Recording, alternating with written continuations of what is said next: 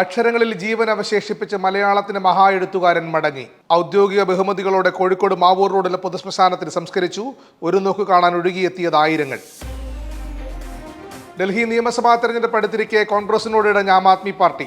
India മുന്നണിയിൽ നിന്ന് കോൺഗ്രസിനെ പുറത്താക്കണം, അജയ് മാക്കൻ അടക്കമുള്ളവർക്കെതിരെ 24 മണിക്കൂറിനുള്ളിൽ നടപടി വേണമെന്നും ആവശ്യം. ഇറാനിൽ മടങ്ങിയെത്തി വാട്സാപ്പും ഗൂഗിൾ പ്ലേ സ്റ്റോറും.